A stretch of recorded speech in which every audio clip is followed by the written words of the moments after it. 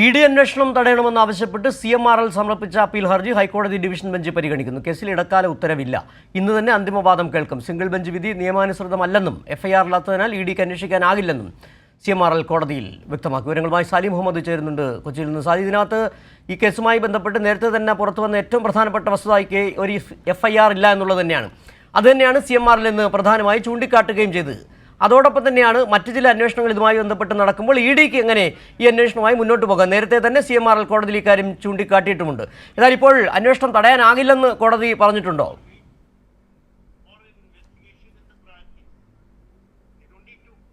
അതായത് കോടതി ഇപ്പോൾ വ്യക്തമാക്കിയിരിക്കുന്നത് അന്വേഷണം തടയുന്നില്ല, ഇപ്പോൾ ഒരു ഇടക്കാല ഉത്തരവിലേക്ക് കോടതി പോകുന്നില്ല. പക്ഷേ ഇന്ന് തന്നെ കോടതി വാദം പൂർത്തിയാക്കാനാണ് തീരുമാനിച്ചിരിക്കുന്നത്. അപ്പോൾ സ്റ്റേ ഇല്ല എന്നുള്ള വാദത്തിന് അല്ലെങ്കിൽ വാർത്തയ്ക്ക് ഇപ്പോൾ പ്രസക്തിയില്ല. കാരണം സ്റ്റേ നൽകുക സാധാരണ പിന്നീട് വാദം കേൾക്കാൻ മാറ്റുമ്പോഴാണ്.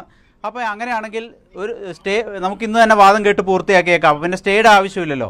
കേസ് പൂർണ്ണമായി വിശദമായി വാദം കേട്ട് അന്തിമ വാദവും കേട്ട് ഇന്ന് തന്നെ വിധി പറയാൻ കഴിയുന്ന തരത്തിലാണ് ഇപ്പോൾ കോടതി നടപടികൾ മുന്നോട്ട് പോയിക്കൊണ്ടിരിക്കുന്നത്. അതുകൊണ്ട് സ്റ്റേ ഇല്ല എന്ന് പറയുന്നതിനേക്കാൾ ഉപരി കോടതി വാദം കേൾക്കാൻ തന്നെ തീരുമാനിച്ചിരിക്കുന്നു എന്നുള്ളതാണ് കാര്യം. അതിൽ വാദം പൂർണ്ണമായി നടന്നുകൊണ്ടിരിക്കുന്നു.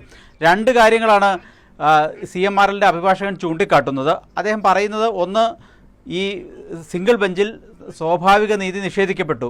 കാരണം 2024 നവംബറിൽ ഇത് അന്തിമ ഓർഡറിനായി മാറ്റി. പക്ഷേ 2025 മെയ്യിൽ കോടതിക്ക് മുമ്പാകെ ED പുതിയൊരു അഫിഡവിറ്റ് സത്യവാങ്മൂലം സമർപ്പിക്കുന്നു.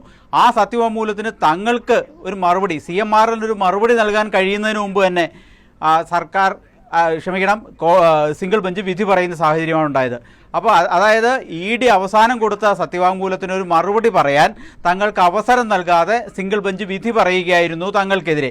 അത് സ്വാഭാവിക നീതിയുടെ നിഷേധവുമാണ്. മാത്രമല്ല, വാദം പൂർത്തിയായി ഓർഡറിന് പോസ്റ്റ് ചെയ്തിട്ട് 20 മാസം കഴിഞ്ഞിട്ടാണ് കോടതി സിംഗിൾ ബെഞ്ച് വിധി പറയുന്നത്. ആ കാലയളവിൽ EDയും SFIOയും കോടതിയെ കൂടുതൽ വിവരങ്ങൾ ധരിപ്പിച്ചു. അതിനൊന്നും മറുപടി പറയാൻ തങ്ങൾക്കൊരവസരവും സിംഗിൾ ബെഞ്ച് നൽകിയിട്ടില്ല എന്നുള്ളതാണ്.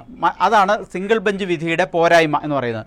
രണ്ടാമത്, ED ഈ കേസ് എടുക്കുമ്പോഴുള്ള പ്രശ്നം, ഒരു ഷെഡ്യൂൾഡ് ഒഫൻസ് ഇതിലുണ്ടായിരിക്കണം, ഒരു കുറ്റകൃത്യം ഇതിൽ നടന്നിരിക്കണം. ആ കുറ്റകൃത്യത്തിന്മേൽ ഒരു FIR ഉണ്ടായിരിക്കണം. എങ്കിൽ മാത്രമേ എൻഫോഴ്സ്മെൻറ്റ് ഡയറക്ടറേറ്റിന് ഒരു അന്വേഷണവുമായി മുന്നോട്ട് പോകാൻ കഴിയൂ, അല്ലെങ്കിൽ കേസെടുക്കാൻ കഴിയൂ. അതാണ് EDയിലെ നിയമം തന്നെ പറയുന്നത്. അതിന് വിരുദ്ധമായി SFIO നൽകിയ ഒരു കുറ്റപത്രത്തിൻ്റെ മാത്രം അടിസ്ഥാനത്തിൽ ED കേസെടുക്കുകയും അതിൽ അന്വേഷണം നടത്തുകയും സമൻസ് അയക്കുകയും ചെയ്യുന്നു എന്നുള്ളതാണ് പ്രശ്നം. അത് നിയമപരമായി EDയുടെ അധികാര പരിധിക്ക് പുറത്തുള്ള ഒരു കാര്യമാണ്. EDക്ക് ചെയ്യാൻ പറ്റാത്തൊരു കാര്യമാണ് ED ചെയ്തിരിക്കുന്നത്.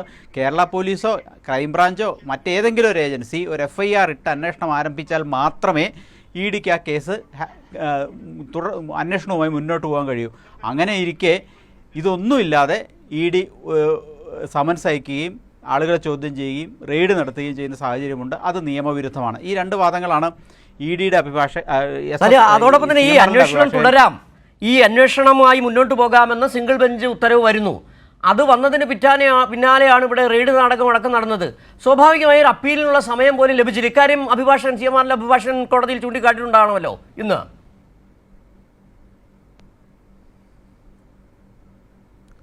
അല്ല, അത് അപ്പീലിനുള്ള സമയം കിട്ടി. കാരണം കഴിഞ്ഞ ദിവസം ഓർഡർ വന്നിട്ട് ഒരാഴ്ചയായുള്ളൂ. അതിൻ്റെ പിറ്റേ ദിവസം തന്നെ റെയ്ഡ് നടത്തി. ഇപ്പോൾ ഇന്നലെ വെള്ളിയാഴ്ച അപ്പീലും സമർപ്പിച്ചു. ആ ഒരു സാങ്കേതിക പ്രശ്നം ഇതിൽ നിലനിൽക്കുന്നില്ല.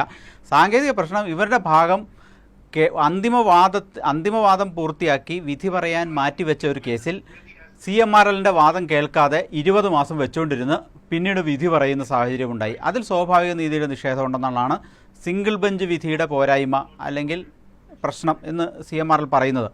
അത് കോടതി പരിശോധിക്കുന്നുണ്ട്. രണ്ടാമത്തെ കാര്യം, ED എടുത്ത നടപടിയാണ്. EDക്ക് അധികാരമുണ്ടോ ഇല്ലയോ എന്നുള്ളതാണ് പ്രശ്നം. EDക്ക് അധികാരമില്ല എന്ന വാദമാണ് ഞാൻ നേരത്തെ മുന്നോട്ട് വെച്ച കാര്യം പറഞ്ഞ് CMRL വാദിക്കുന്നത്. ആ വാദം ഇപ്പോഴും പുരോഗമിക്കുന്നു. മറുവശത്ത് ED ചെയ്തത്, സാധാരണ നിലയിൽ ഇത്തരം കേസുകൾ വരുമ്പോൾ വാദത്തിന് എതിർവാദം ഉന്നയിക്കാനുള്ളൊരു അവസരം കിട്ടുമ്പോൾ ED ചെയ്യേണ്ടത് അവരുടെ വാദം പറയുക എന്നുള്ളതാണ്. ED പക്ഷേ ഒരു കാരണവശാലും ഇത് റദ്ദാക്കരുത്, അന്വേഷണം മുന്നോട്ട് കൊണ്ടുപോകേണ്ടതുണ്ട്, അന്വേഷണം തുടരാൻ സാഹചര്യം ഒരുക്കണം എന്നതിന് പറഞ്ഞതിന് ശേഷം മുദ്ര വെച്ച കവറിൽ കുറേ ഡോക്യുമെൻറ്റ്സ് കോടതി സമർപ്പിക്കുന്നത്. സാധാരണ ED നിക്ഷിപ്ത താല്പര്യങ്ങളോടെ അന്വേഷണം നടത്തുന്ന എല്ലാ കേസിലും ചെയ്യുന്നൊരു പണിയാണ്. മുദ്ര വെച്ച കവറിൽ കുറേ രേഖകൾ കൊണ്ടുപോയി കൊടുക്കും. അതിനുശേഷം EDക്ക് ഇഷ്ടം പോലെ തുടർ നടപടിയിലേക്ക് പോകാം. കാരണം മുദ്ര വെച്ച കവർ കോടതി പരിശോധിക്കുന്നതിന് സമയമെടുക്കും. കാലതാമസം എടുക്കുക. ആ കാലതാമസത്തിനിടയിൽ ഇ ഡിക്ക് തങ്ങളുടെ താല്പര്യങ്ങൾ എന്താണെങ്കിലും നടപ്പാക്കാം എന്നാണ് എല്ലാ കേസുകളിലും ഇ ഡി ചെയ്യുന്ന ഒരു രീതി. ഇതിലും ഒരു പരീക്ഷിച്ചിട്ടുണ്ട്. പക്ഷേ കോടതി അതിൽ പൂർണ്ണമായി വീണില്ല. കോടതി സ്റ്റേ ഇല്ല, അന്വേഷണം തുടരുന്നതിന് തടസ്സമില്ല, കോടതി ഇപ്പോൾ ഇടപെടുന്നില്ല എന്ന് പറഞ്ഞെങ്കിലും ഇന്ന് തന്നെ ഇതിൽ വാദം കേട്ടുകളയാം.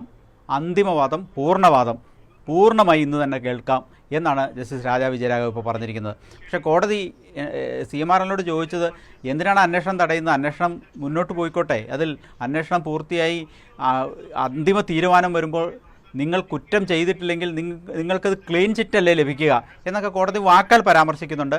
എങ്കിലും അതിൻ്റെ നിയമപരമായ കാര്യങ്ങൾ തന്നെയാണ് CMRL കൂടുതലായി മുന്നോട്ട് വയ്ക്കുന്നത്. ആ നിയമപരമായ കാര്യങ്ങളിൽ ഞാൻ നേരത്തെ സൂചിപ്പിച്ച 2 വർഷങ്ങളുണ്ട്. സിംഗിൾ ബെഞ്ച് വിധിയുടെ പോരായ്മയുണ്ട്, അതിൽ സ്വാഭാവിക നീതി നിഷേധിക്കപ്പെട്ട കേസുണ്ട്. രണ്ടാമത് ഇ ഡിക്ക് ഇത് അധികാരമുണ്ടോ എന്ന വിഷയമുണ്ട്. ഇ ഡി ഇതിൽ എടുത്തിരിക്കുന്ന നടപടികളിലെ നിയമവിരുദ്ധമായ കാര്യങ്ങളെല്ലാം ഓർഡർ അനുസരിച്ച് തന്നെ CMRLൻ്റെ അഭിഭാഷകൻ കോടതിയെ ധരിപ്പിച്ചുകൊണ്ടിരിക്കുകയാണ്. ഇപ്പോഴും വാദം തുടരുകയാണ്.